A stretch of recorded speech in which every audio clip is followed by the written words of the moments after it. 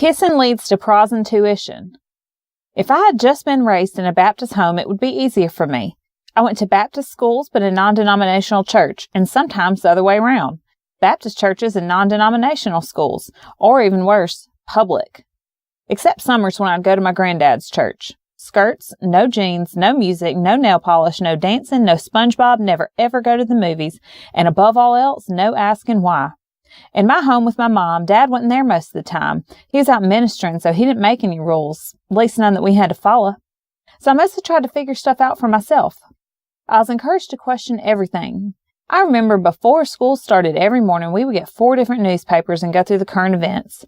Mom would read the articles and then ask what I thought. As soon as I gave my opinion, she'd give me an argument against it. Then I'd change my mind and she'd change hers. She said she was teaching me to think for myself and defend all beliefs. And she did like to argue, so I got a lot of practice. Sadly, this did not always serve me well in my very conservative school. Richard finished his summer intern down in New Orleans, so we are talking 5 times a day on the phone and for hours on the net because trying to figure out what happened last time I went to visit him during the time of Hurricane Ophelia. He is back home, which means we are in the same time zone. When he's at Stanford, he is 3 hours ahead, so it's harder. He has more time on his hands to remind me of my faults. Ha! I told him I'm using our different views on marriage for my English essay. He thinks it's funny because he insists the Bible is the only true way. First, the man is the leader of the family and can't nothing be said against him. That's called challenging the authority of a man. When I was in the 3rd grade, Bobby Joe Gilbrady said something in math class that was just so stupid I couldn't keep my mouth shut. I shot my hand up. "Ms. Cannon," I must have near shouted, "Bobby Joe don't know what he's talking about. 23 times 44 is 1012. And it was, and still is, too. But instead of being praised for being right, Miss Cannon laid into me for, you guessed it, challenging the authority of a man, even though Bobby Joe weren't but 8 years old, and pretty sorry excuse for an 8-year-old even. That's how I know what number 1 is for Richard III. Marriage is a hierarchy, with the man on top. The woman ain't allowed to say peep to her husband, else she's guilty of rebellion. Number 2 rule is spare the rod, spoil the wife. You see, all sin is the fault of Eve, 'cause she's the one that ate that apple and tempted Adam. I guess I can mention the whore of Babylon here too, 'cause she's just another example of immodest womanhood tempting pure-minded men. And this apple-eating let all the sin into the world. Why people's got to sweat to earn their daily bread, and why women's got so much trouble when birthing their babies, and why snakes bite at our heels. So if something goes wrong in the family, or the husband strays, or his wife talks back to him, it's the wife's fault 'cause God put man over her. So the husband is shirking his duty if he lets his woman challenge his authority or be rebellious. It's his God-given job to discipline his family.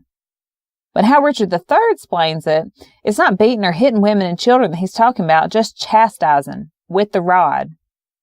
That's different, though I ain't exactly clear myself. Number 3 is no sex before getting married.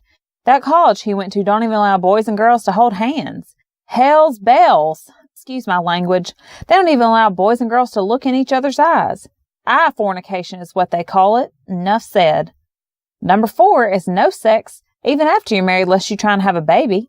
And even then, it's only okay if you don't enjoy yourself.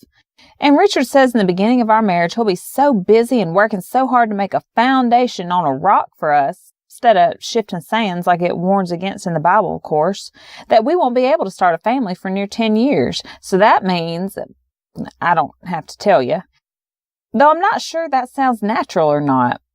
But that's what we were talking about all this time. His point being that what happened in New Orleans couldn't be happening no more.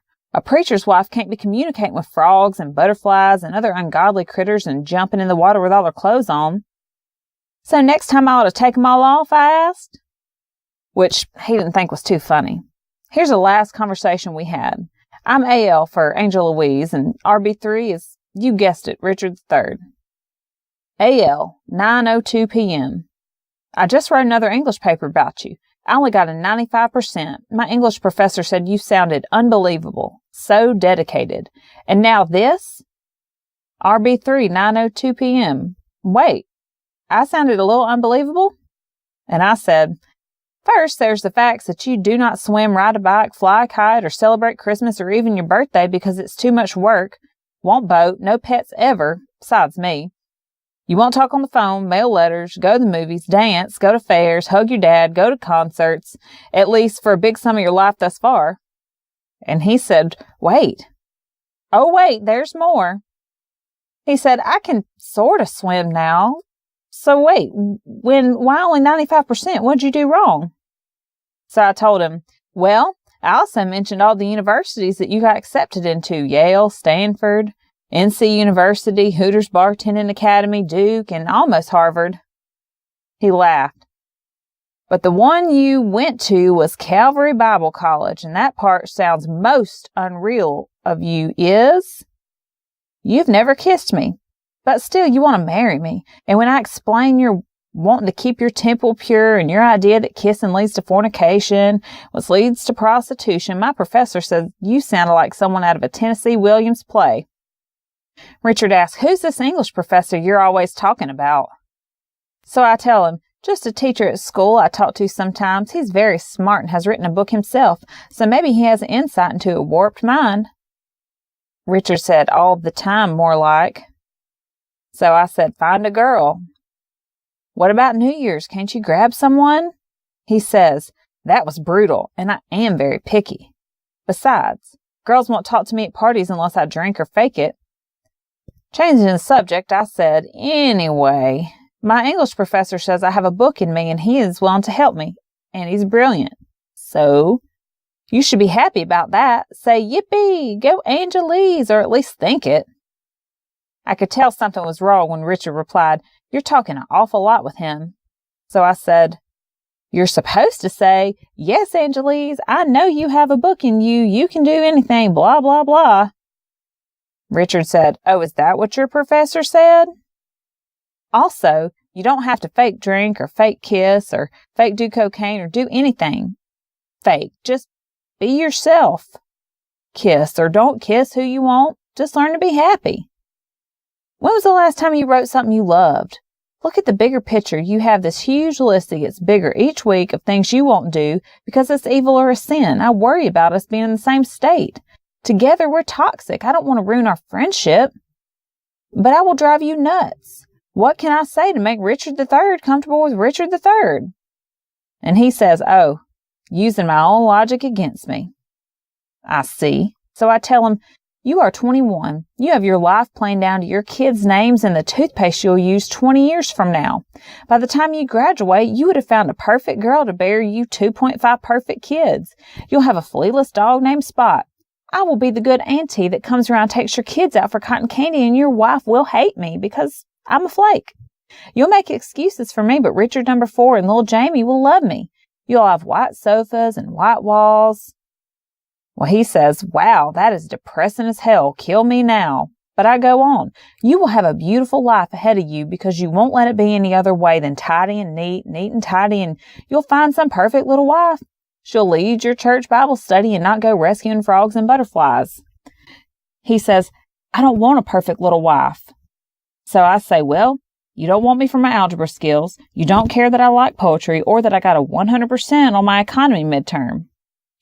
I have to edit my paper before Sunday. I'll have to include your whole kissing leads to prostitution idea. I need to get an A so I can live a productive life. And you're going to get married and your whole family's going to be perfect, tall with straight teeth and all you blonde haired, and you and your wife are going to be virgins till you're 35 and ready for children. And you're going to pop them out according to schedule, 1, 2, 3, and then that's going to be it. That's your life, not the life for me. Richard says, you're tired. You're not making much sense. I'll talk to you later. Night, dear. All right. Goodbye, dear.